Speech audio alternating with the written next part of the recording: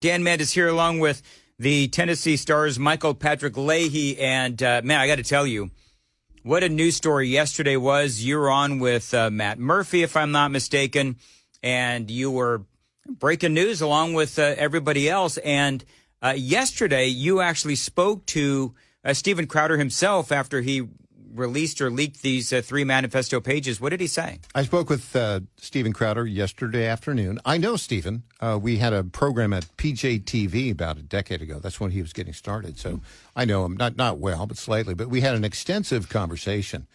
And he told me a couple things. Number one, he did confirm that he obtained those 3 photographic images of documents that are part of the Covenant Killer Manifesto from a detective at MNPD. He confirmed that.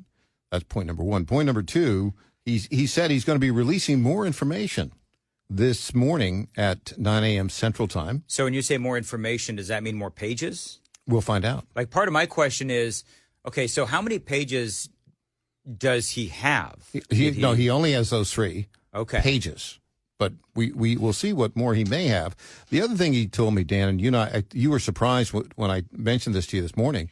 He is being censored. His video that he did the program. He does a program like for 2 hours a day. That program is being censored by, wait for it, Facebook, Google, and YouTube. YouTube is just taking it down. Yeah, absolutely. So you've got the censorship industry which is going crazy on right now. Because have they not learned from the censoring of the laptop from hell that the American people are on to the censorship and they don't like the censorship, even if they understand that, why they're doing it. They may not agree, but why they're doing it. But we have this thing called the First Amendment. This censorship is ubiquitous, and it's part of the efforts by mainstream media, social media folks, to stop information they don't want people to obtain. Well, guess what? It's backfiring big time.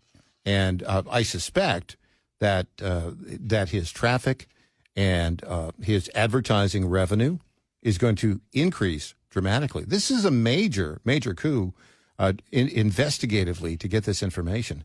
Now, interestingly enough, Mayor Freddie O'Connell looks at all this information and now has assigned Metro Legal to investigate who leaked it. I suspect this is a very Nixonian approach, in my view, to keep this information from the public.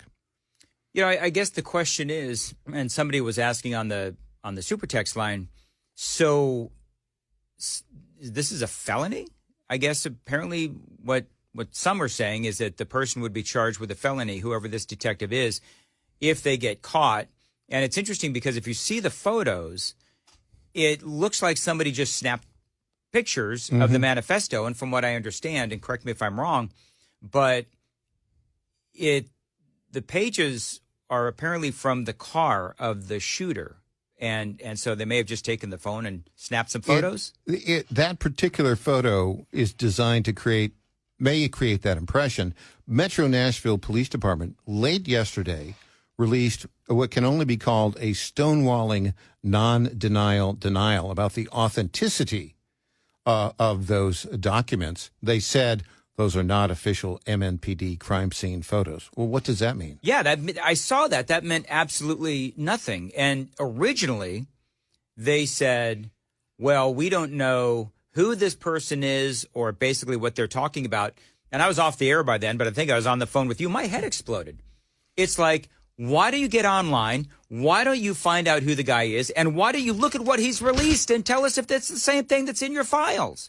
It's not that hard. Metro Nashville Police? The authenticity of these documents, Dan, has been confirmed. Yeah. We talked with a couple of members of the Tennessee General Assembly who've seen those documents. They confirmed they're authentic. Fox 17 has confirmed they're authentic. Matt Murphy, with his independent sources, has confirmed they're authentic. There's no question that these are authentic documents. So I guess the question is, why would you, with all of the stuff that, some of these various social media companies have out there, what is it about this particular manifesto? Because I've read a fair share of manifestos in my day. And from what I saw on those 3 pages, it's the unhinged ramblings of a crazy person, obviously. But have they censored the other manifestos? I suspect what's going on here, Dan, is that there are forces that don't want the rest of the documents released. And the other thing, too, to point out, the killer recorded a video right shortly before she committed the crimes. What's on those videos? Who does she blame for her circumstance, her anger? There are forces, the group of parents, Covenant School itself, and Covenant Church are all trying to keep this out of the public eye, but their arguments are not sound statutorily. No. They are emotional, entirely emotional. A lot of people are asking. There's this guy, I played a bunch of this audio in the 5 o'clock hour. Let me throw some of this in here now. Covenant parent Brent Leatherwood, who is also a big part of the Southern Baptist Church, and I guess he's a spokesperson for the parents involved in Covenant, and he was getting all kinds of airtime yesterday, castigating whoever it was that leaked this and so forth. And this is part of what he had to say. Parents and families came together to prevent this exact moment from happening, to prevent the re-victimizing of our children and prevent further trauma to our families, because we knew that these writings, these thoughts from the shooter were heinous. We knew that they were evil. Just today, I've received numerous phone calls from fellow parents, upset and afraid to even look online at the images that are going all across social media. Now, look, Michael, I have heard from a number of Covenant parents, I think that we all have, who have the exact opposite opinion of what should happen with this manifesto. And that goes right back to what you were saying, which is this feels like it's more of an emotional demand from the parents who are traumatized. And I totally get that. I do. I understand that. But at the same time, there's a lot that we can learn from the manifesto. And some smart aleck on the super text line said, okay, Mandis, well, then if you're so smart, what can you learn as a layman from the manifesto? Here's the deal. It's not what I can learn. It's about what independent investigative analysts can learn. That's the whole point, folks, because no offense to, well, I mean this very offensively to the FBI. I don't trust the FBI. I don't trust the government. And quite frankly, I'm a big supporter of the police, but I don't necessarily trust the apparatus of the police. But Michael, there's a lot of things that we can learn from the manifesto. Yeah, and the reason that there's a state law that requires the release of these documents, it's right there in Tennessee Public Records Law. It was passed in statute. It was confirmed by the Tennessee Supreme Court. The reason for state law and federal law is the legislators believe that releasing these documents will provide information that could possibly stop future such actions. In particular, Dan, in this case, obviously this was a very troubled young person, mentally ill, born woman, who identified as a transgender male. So here's some questions. What kind of treatment was she receiving? Yep. Number one. Number two, was she taking any drugs? Psychotropic drugs? Or was she getting testosterone? Did that affect her? Yep. What did her therapist know and say about this? Right? What is it that we could possibly do to identify children or people who have these problems, and what can we do to stop it in the future? That's important from a public policy perspective. Well, yeah, because we had a special session, the whole thing about, red flag laws. And you got folks on the left that are, talking about guns. And I don't want to get into that here. But the point is that if we're going to try to stop this from happening again, we do need all, and I do mean all of the information. Phil Williams, of course, pointed out yesterday, he said on Twitter from Channel 5, that this is only 3 pages of selectively leaked pages of the manifesto. And basically what Phil was saying, I'm going to paraphrase here, was that the agenda is to say this is somehow some anti-white, anti-Christian, whatever it is, conservatives trying to set some sort of a narrative. Well, to me, and Phil Williams agrees, that's why we do need to see all of this. And what Phil says is that he's spoken to people who have seen it, and he says that equal opportunity hater, that this shooter hated everybody, not just, young, white, rich kids. Well, Phil has stated in his tweets that the entire thing should be released. I agree. However, and he says they've asked for it to be released.